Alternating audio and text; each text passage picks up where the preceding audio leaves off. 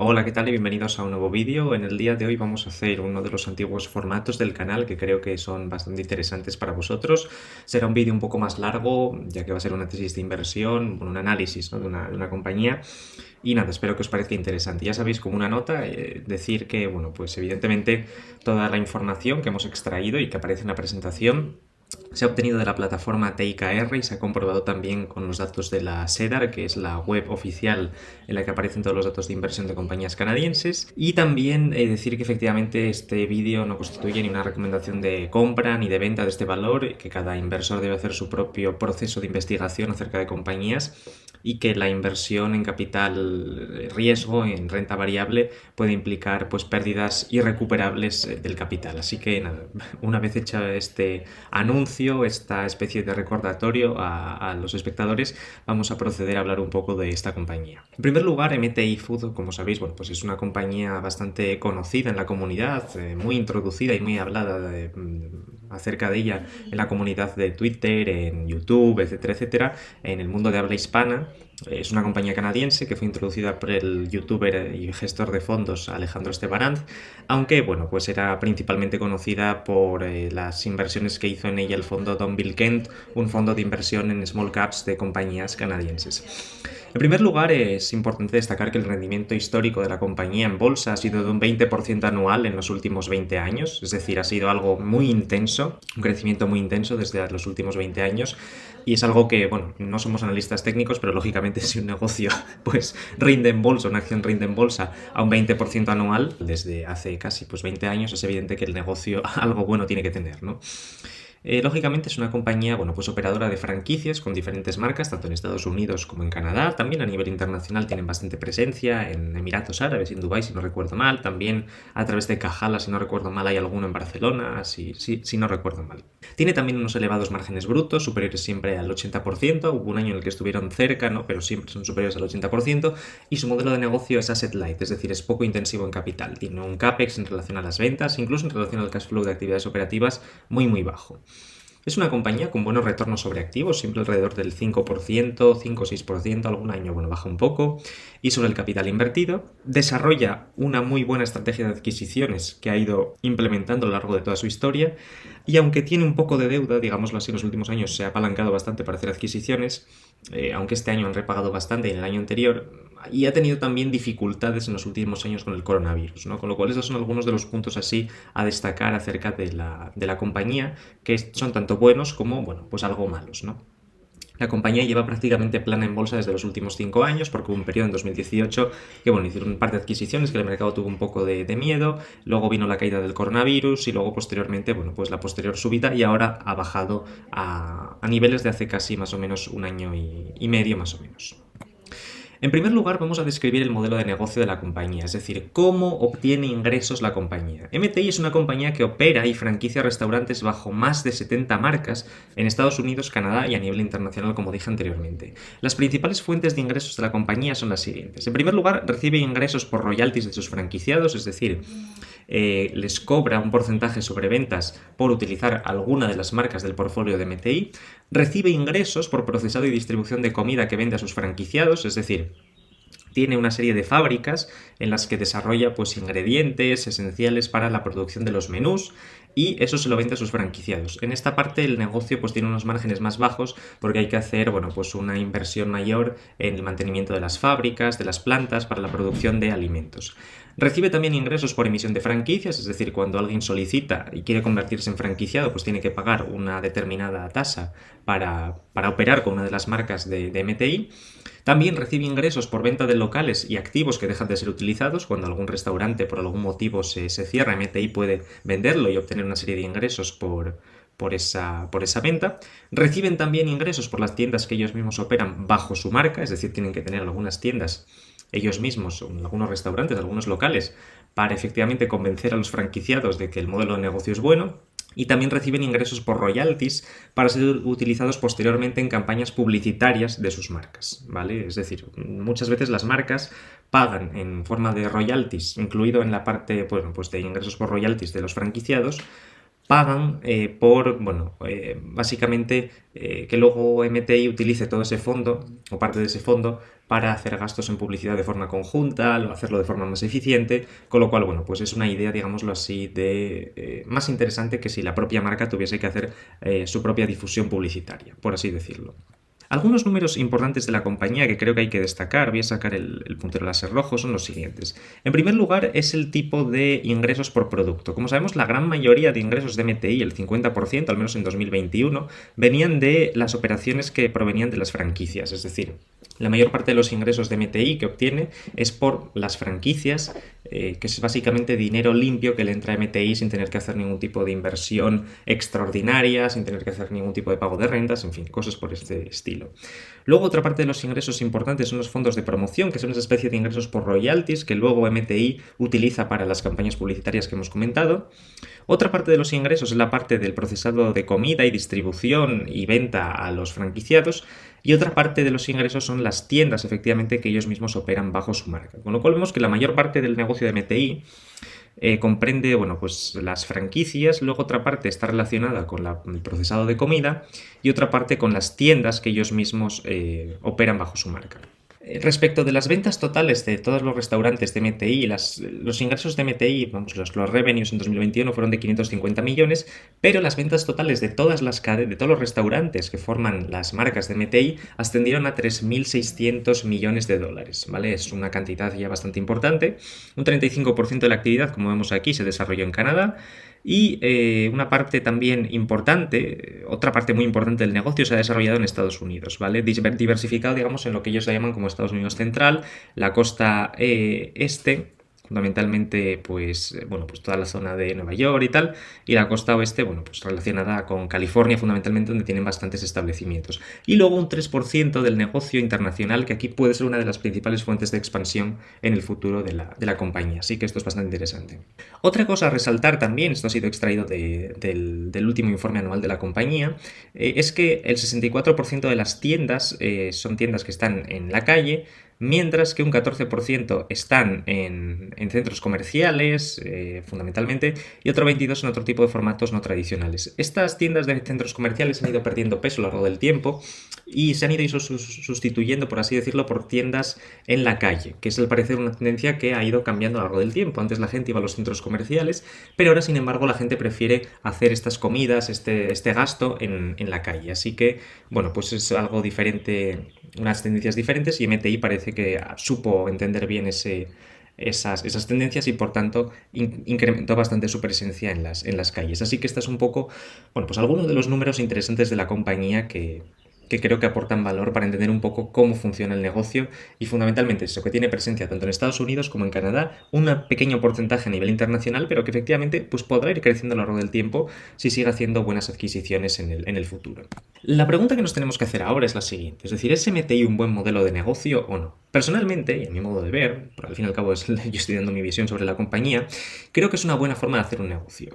Los siguientes puntos yo creo que van a respaldar los argumentos que voy a dar, aunque efectivamente si alguno discrepa o tal puede dejarlo en los comentarios, pero es verdad que este tipo de negocios, de franquicias, suelen salir bastante bien, como por ejemplo Domino's Pizza, McDonald's, si no recuerdo mal. Bueno, pues son este tipo de modelos que en general pues son conceptos que han salido bien. Es verdad que la marca MTI y las marcas que están bajo el ecosistema MTI no es lo mismo que la marca McDonald's o la marca Domino's Pizza, pero sí que es verdad que, bueno, pues marcas locales que puedan tener tracción, como por ejemplo pues 100 montaditos aquí, Goico Grill en España, cosas por el estilo, pues pueden estar bajo la marca de un operador mayor que saque rentabilidad a esas marcas locales, ¿no? Así que es un concepto, digámoslo así, un poco diferente. En primer lugar, MTI tiene unos márgenes brutos muy elevados, de un 80%, superiores al 80%, y esto se debe a que no tiene que hacer frente a gastos habituales de restaurantes, y solamente pues lleva a cabo gastos de marketing, diseño de menús, control y gestión de inventario de los franquiciados, es decir, no están presentes en la vida diaria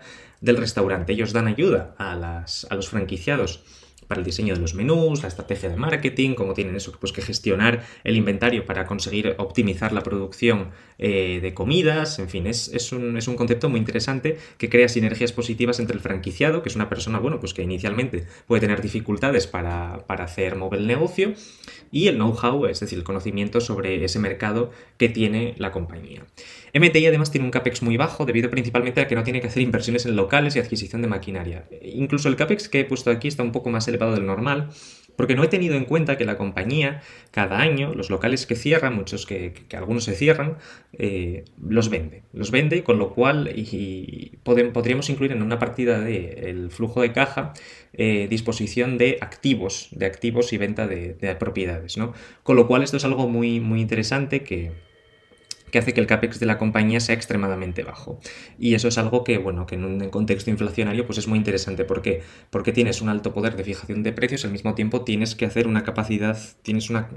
que hacer una reinversión en nuevos dólares, por así decirlo, con unos niveles muy bajos de volumen. Así que, bueno, pues tienes, digámoslo así, esa posibilidad de tener apalancamiento operativo y hacer incrementar el flujo de caja libre sin necesidad de gastar más y más y más en las operaciones del negocio, solamente llevando la caja que generas a hacer nuevas adquisiciones, a mejorar la eficiencia de tus locales, etcétera, etcétera. Efectivamente, como digo, aquí los números nos respaldan. Aquí podemos ver la evolución de las ventas de MTI a lo largo de la última década, que estaban pues más o menos por debajo de 100 millones y ahora están casi en 600 millones, y los márgenes brutos han oscilado siempre por encima del 80%, ¿vale? Es verdad que aquí bajaron algo, luego explicaremos por qué hubo esta caída de márgenes, pero han vuelto a subir y a subir. Así que es algo bastante interesante. Como comento, son márgenes pues cercanos al 80% y muy superiores a cualquier otra cadena de franquicias también, como pueda ser McDonald's o Domino's Pizza, ¿vale? Actualmente McDonald's está en los márgenes del 50%, márgenes brutos, mientras que Domino's Pizza está en el 27%. Así que es un concepto algo diferente y que efectivamente parece ser mejor en estos aspectos, ¿no? De nuevo tenemos aquí una imagen que también hace respaldar nuestras tesis acerca de la compañía. Efectivamente vemos que el CAPEX total de MTI a lo largo de los últimos años ha pasado de 1 millón a unos 6 millones en 2021, frente, por ejemplo, a un flujo de caja operativo de 139 millones y unas ventas de casi 600 millones. Es decir, como vemos, el CAPEX sobre ventas ha oscilado siempre entre el 1 y el 2%, es decir, una cantidad prácticamente insignificante y que nos hace ver que MTI es un modelo de negocio asset light, es decir, con baja intensidad en capital, y esto es algo muy positivo que nos interesa como accionistas para efectivamente no tener en cuenta o digámoslo así, descartar que la compañía tenga que estar haciendo inversiones constantemente en activos fijos para mantener las operaciones. Es verdad que una parte muy importante de todo eso se va a adquisiciones, pero las adquisiciones generan rentabilidades extraordinarias, ¿no? A veces la gente sugiere normalizar ese gasto en adquisiciones como un CAPEX pues recurrente, pero bueno, hay gente que no, y con lo cual, bueno, pues podemos estar un poco entre esos dos puntos, ¿no? Pero es verdad que efectivamente, si tenemos en cuenta el CAPEX como inversiones o pues en activos fijos para mantener las actividades operativas del negocio, es bastante bajo, tal y como se puede observar en los números que aporta la propia compañía y ratifica, bueno, pues el regulador canadiense. Acerca de su mercado potencial, creo que esto es bastante importante a la hora de entender pues cómo de grande es este mercado en el que opera la compañía y cómo puede crecer. Actualmente MTI tiene una cuota de mercado más pequeña que el 1% en toda Norteamérica. El mercado canadiense de servicios de comida y distribución de comida es de unos 80.000 millones, se estima que es de unos 80.000 millones de dólares de Canadá, mientras que la industria en Estados Unidos estima que es de unos 863.000 millones de dólares americanos, ¿vale? Y MTI solamente actualmente tiene unas ventas en todo el sistema de marcas que tiene bajo su control de 3.000 millones en un mercado combinado de 863 billion de dólares americanos y 80 billion de dólares canadienses, ¿no? Es decir, prácticamente insignificante. Con lo cual MTI, es verdad que el entorno es un entorno competitivo, hay muchos restaurantes, tiene pocas barreras de entrada, pero como es una compañía que ha demostrado históricamente que es capaz de crecer haciendo adquisiciones, pues puede ir poco a poco ganando cuota de mercado e ir creciendo haciendo adquisiciones y comprando muchas marcas interesantes que operen pues bajo efectivamente el control y la dirección de la compañía. El número de restaurantes, tal y como podemos ver aquí, esta información ha sido también extraída de las propias presentaciones de la compañía, está creciendo constantemente. Actualmente en Canadá hay unos 97.000 restaurantes, 97.500, mientras que en Estados Unidos se estima que son unos 660.000 de comida rápida. MTI actualmente posee unas casi 7.000 restaurantes, con lo cual también tiene un número de restaurantes muy pequeño.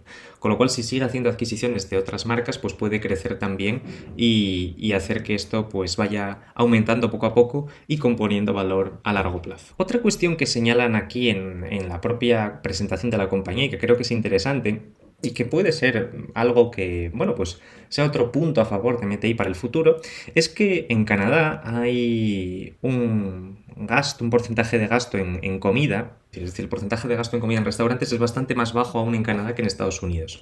Quizás porque los canadienses pues prefieren cocinar aún más en casa o tal, pero en un contexto mundial en el que pues la gente prefiere optar por el ocio, salir más, disfrutar más del tiempo libre, y dedicar parte de su tiempo pues a pasar un rato con los amigos, a comer una pizza, a tomar un café, un té, tomarse un helado en alguno de los locales de MTI, pues esto puede a lo largo del tiempo incrementar la proporción de gasto que la gente hace en este tipo de locales y de restaurantes. Es verdad que en épocas de crisis, este tipo de cuestiones, son estos gastos extraordinarios que muchas veces la gente hace en restaurantes, suelen ser recortados cuando vienen épocas inflacionarias, épocas en las que las rentas reales disminuyen. ¿Qué ocurre? Que MTI sirve un perfil, digámoslo así, más de comida rápida, accesible a un público muy grande. Y no es un restaurante que oscila entre, bueno, pues un restaurante de lujo que yo creo que no sufre tanto porque el público mantiene su poder adquisitivo mucho más, porque invierte en activos, son gente rica, no tienen necesidad de preocuparse tanto, ¿no? Por gastar más o menos en comida, ya que prácticamente toda su riqueza está invertida en activos. Mientras que los restaurantes que sufren son los que sirven más a la clase media, es decir, restaurantes pues, que tengan menús pues, sobre los 20, 30, 40 dólares más o menos. Eso es lo que más puede sufrir. Sin embargo, este tipo de servicios, de comida rápida, servicio de helados, yogures, cafés, para reunirse, quizá no sufren tanto en este tipo de situaciones porque pueden competir en precio bien. Así que, bueno, es algo que es interesante y que habría que mirar más estudios acerca de ello, pero es verdad que no están dentro del tipo de restaurantes que sufren efectivamente en esas épocas más. MTI es verdad que, y además si vamos por ejemplo a observar datos de otras compañías como Domino's Pizza, McDonald's, Restaurant Brands, Chipotle, es verdad que en épocas de crisis, como el año 2008, 2009, algunas, McDonald's me parece que no sufrió en ventas, ni en beneficios tampoco. Domino's Pizza quizá un poco y Chipotle un poco, pero con pérdidas del 1 o 2%. Con lo cual no es una pérdida muy elevada. Y además como MTI tiene un portfolio muy diversificado de marcas, quizá esto puede amortiguarse. Y además no está solamente presente en un tipo concreto de servicio, como puedan ser hamburguesas o pizzas, sino que tiene un portfolio de marcas diversificado, pues eso, ya comentamos pizzerías, otro tipo de comida india, comida rápida china, por ejemplo, servicios de cafés, de helados. Es un portfolio más diversificado, con lo cual quizá puede ser más resistente a las crisis en estos casos. ¿Qué es lo que hace diferente a MTI? En primer lugar, el mercado en el que opera la compañía, claro, es altamente competitivo, lo que decíamos anteriormente, y no tiene barreras de entrada. Es fácil que cualquiera llegue, abra un restaurante y se ponga a hacer la competencia. ¿Por qué este tipo de franquicias, sin embargo, son exitosas? ¿Por qué suelen salir bien? En primer lugar, MTI destaca que hace una preparación de productos frescos delante de los consumidores, con lo cual eso parece que atrae y da confianza al consumidor para dejar su dinero en los restaurantes de la compañía. En segundo lugar, hay una amplia variedad de ofertas de alimentación. Es decir, como comentaba antes, no solamente dependen de un tipo de producto como pueda ser la pizza o la hamburguesa, sino que dependen también de helados, de cafés, de tés, etcétera, etcétera. También hacen menús a precios muy asequibles, es decir, unos 15 dólares por persona, una cantidad bastante razonable para los Estados Unidos y Canadá. En España pues estamos acostumbrados, no sé en vuestras zonas, pero por aquí pues en zonas turísticas es verdad que el precio igual sube un poco, pero en zonas por ejemplo más pequeñas pues los precios suelen ser más bajos y más asequibles, ¿no? En este tipo de franquicias como pueden ser pues el Goico Grill, sitios para tomarse algo como el 100 Montaditos, cosas por el estilo, ¿no? Hay un elevado nivel de descentralización también en el que los franquiciados tienen libertad para innovar y mejorar los productos, siempre dentro de las sugerencias que hace la compañía, es decir, siempre dentro de las directrices que da MTI, en la que bueno, pues sugiere cómo se tienen que elaborar los menús, cómo se tienen que hacer los productos, la estrategia de marketing, pero es verdad que los franquiciados tienen bastante capacidad y bastante libertad a la hora de gestionar sus franquicias. Otra cuestión bastante importante y que hay que tener en cuenta también es que MTI le interesa en muchas ocasiones que este grado de descentralización sea parcial, sobre todo en lo que respecta a la gestión pues, de, pues, de horarios de apertura, por ejemplo, de contratación de trabajadores, pero le interesa, por ejemplo, que sus franquiciados abran más locales y de hecho lo comentan en las conference calls. Se centran siempre en que los franquiciados que son exitosos, que producen altas rentabilidades, sigan con ellos y ambos tengan, bueno, pues coincidencia de intereses. No MTI por un lado para incrementar aún más sus ventas y sus flujos de caja y los franquiciados también para, gracias a esa gestión y a ese conocimiento que les aporta MTI, para poder seguir hacer creciendo sus negocios y llevarse una parte importante de beneficios.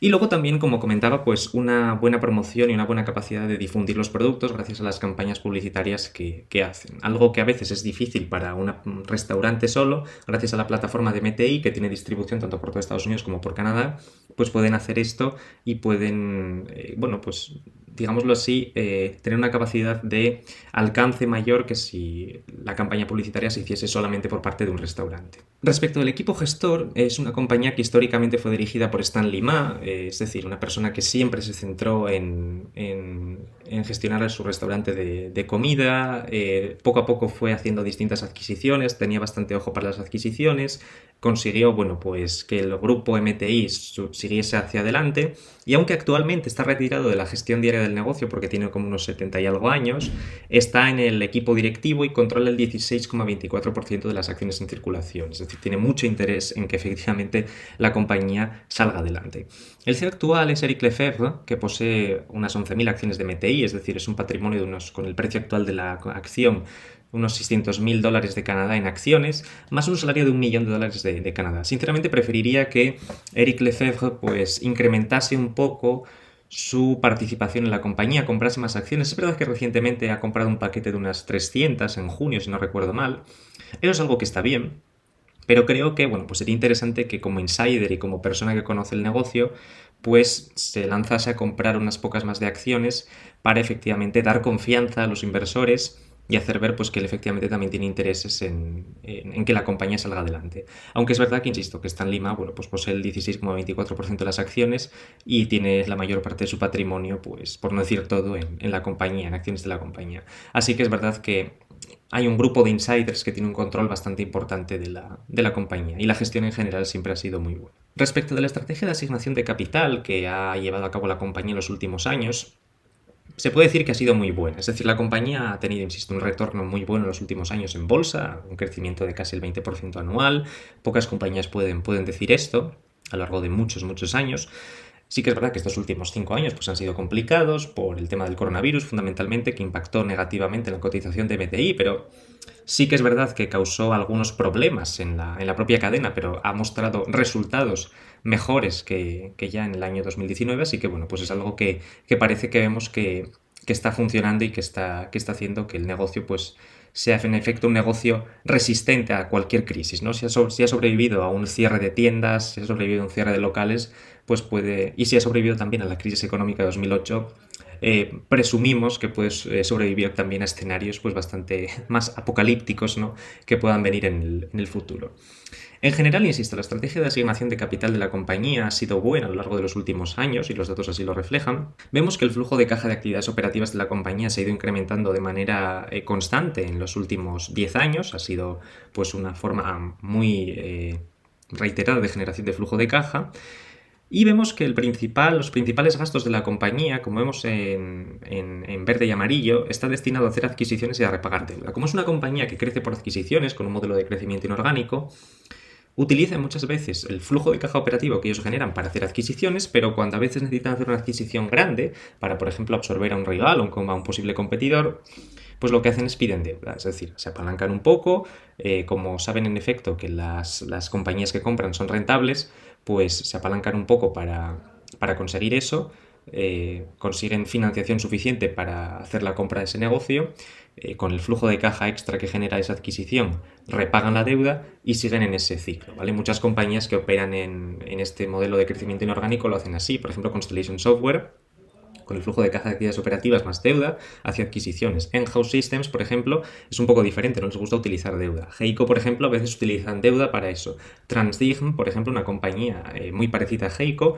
utiliza muchísima deuda y no están preocupados por el hecho de tener una gran cantidad de deuda en el balance, porque saben que las adquisiciones que hacen son buenas y pueden repagar con el flujo de caja que estas generan. Así que en general, bueno, pues es una estrategia bastante utilizada en compañías que han sido exitosas haciendo adquisiciones y que se presume que en un futuro pues también seguirán en efecto siendo exitosas haciendo estas adquisiciones.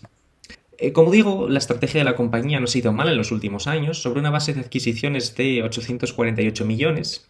Básicamente todo el crecimiento de MTI que tiene es inorgánico, tiene a veces un punto de crecimiento orgánico, a veces decrecen un poco las ventas comparables de los locales, pero la clave de MTI es, digámoslo así, centrarse en optimizar bien los locales que funcionan, cerrar los que no funcionan y con la caja que generan los locales que funcionan y con un poco de deuda, pues seguir haciendo adquisiciones. Entonces, sobre una base de adquisiciones de casi 850 millones, han generado un flujo de caja extraordinario de unos 120 millones, es decir, es una rentabilidad más o menos del 14%, lo que equivale a un múltiplo de adquisiciones de unas 7 veces, más o menos. Últimamente han hecho adquisiciones entre 8 y 10 veces EBITDA, con lo cual es algo que no está mal, y más o menos es el nivel de múltiplo al que cotiza y al que ha cotizado históricamente la compañía.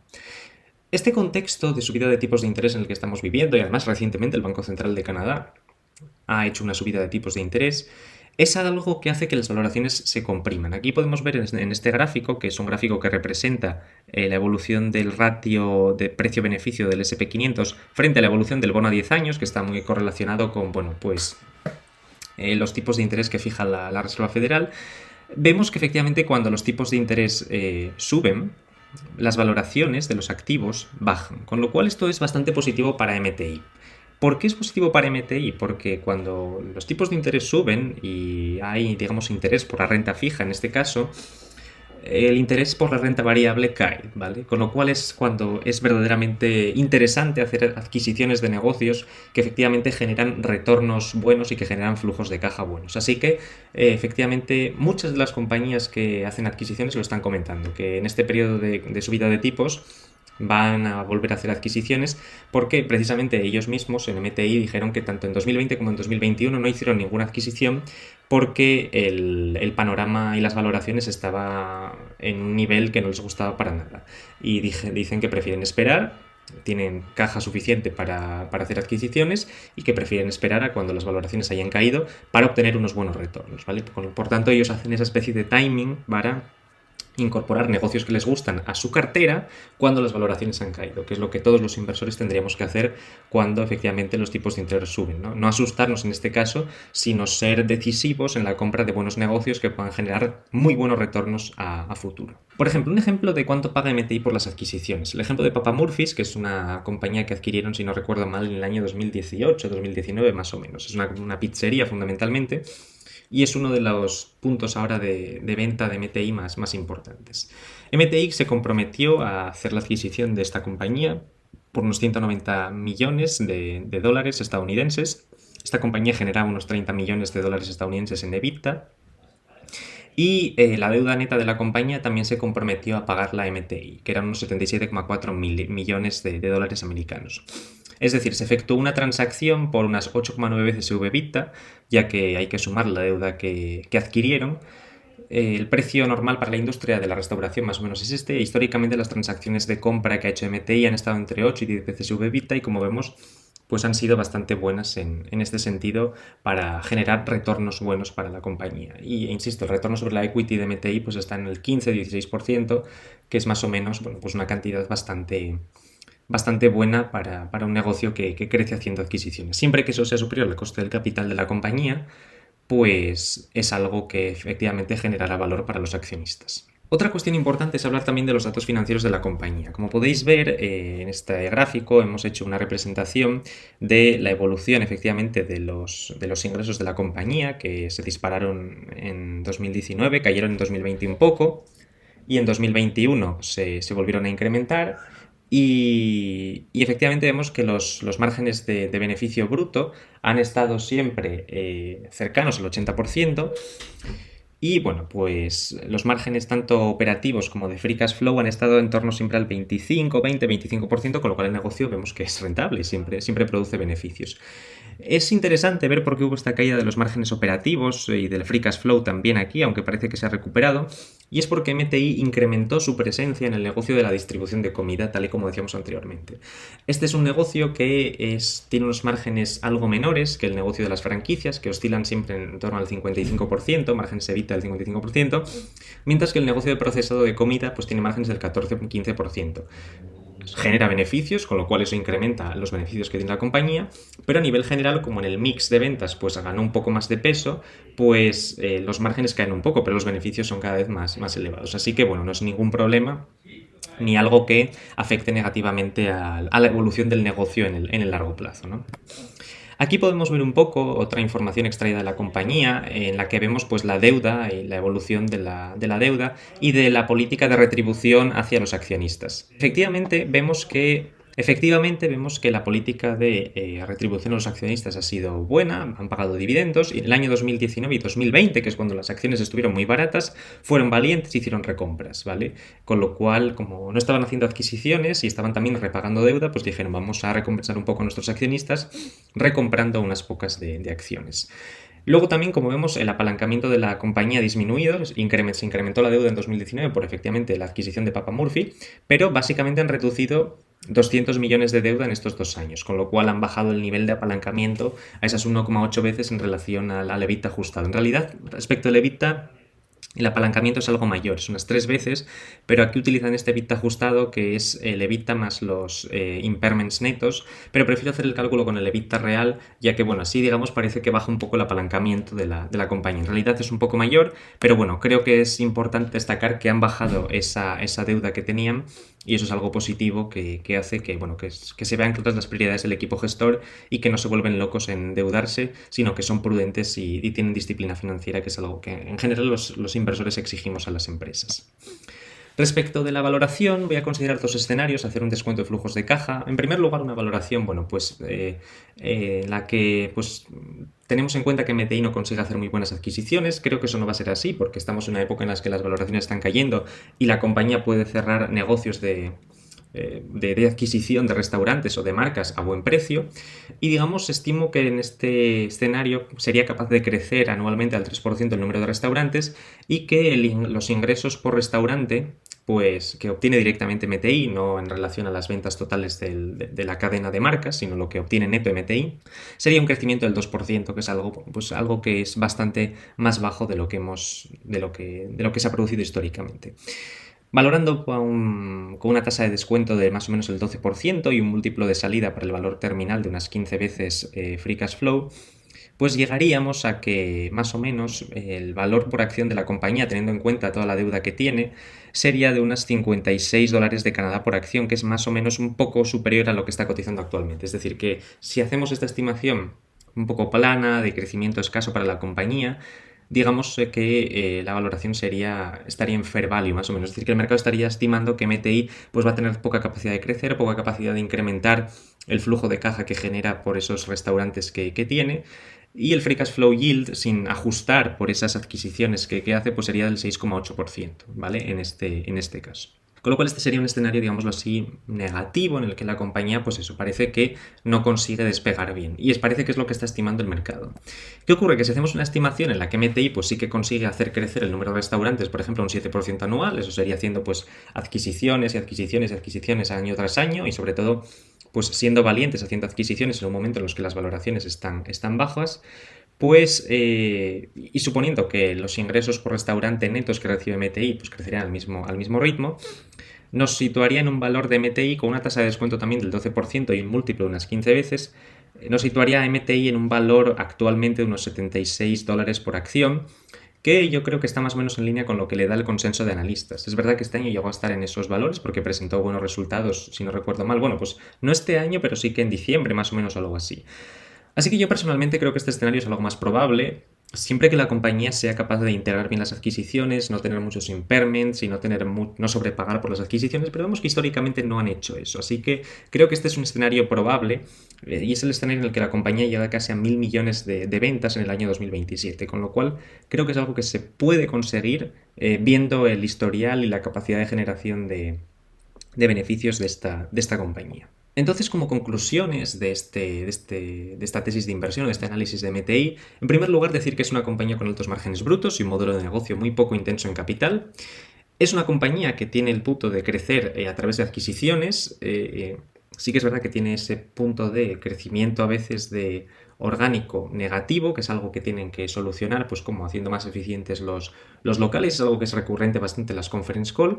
Sí que es verdad que en un entorno de subida de tipos de interés y de compresión de las valoraciones, esto puede hacer que se dispare el crecimiento inorgánico de MTI y vuelva a hacer adquisiciones para seguir creciendo el número de restaurantes que tiene. Hay un alto control de los insiders, viendo que Stanley Ma tiene casi el 17%, el 16% de las acciones en circulación, aunque preferiría que el CEO tuviese más control de las acciones, mostraría, digámoslo así, más alineación y más interés con los intereses de los accionistas. La compañía tiene capacidad de seguir creciendo tanto en Canadá como en Estados Unidos. Vemos que la cuota de mercado que controla es pequeñísima, tanto dentro del mercado estadounidense como dentro del canadiense, y a nivel internacional pues es evidente que no controlan nada. Es recomendable, yo diría, vigilar la deuda del negocio. Han repagado bastante deuda, lo hemos visto, han reducido bastante su apalancamiento. Su modelo roll-up, es decir, el modelo de crecimiento inorgánico, necesita de una combinación de deuda y de cash flow operativo para seguir operando, así que en las futuras conference call habría que vigilar cuánta deuda piden. En general no suelen ser muy hacer locuras ni nada por el estilo, así que creo que es algo bastante interesante y que puede incrementar que efectivamente el flujo de caja de actividades operativas y que la compañía siga siendo interesante para los inversores en el largo plazo. Y la valoración actualmente es interesante, dando un free cash flow yield de un más o menos 6,5% sin normalizar por adquisiciones. Esas serían, digámoslo así, las principales conclusiones que yo extraigo de esta compañía. Entonces, bueno, nada, si os ha gustado la tesis, si os ha gustado el análisis, pues me lo podéis dejar en los comentarios. Ya sabéis, si os ha gustado eso, pues os podéis dejar un like, suscribiros, activad el botón de notificaciones. Y bueno, ya nos vemos en el próximo vídeo y de nuevo digo que si tenéis alguna duda, discrepáis conmigo en algo, pues siempre me lo podéis dejar en los comentarios y lo podemos hablar y comentar tranquilamente. Así que sin más me despido y hasta la próxima. ¡Chao!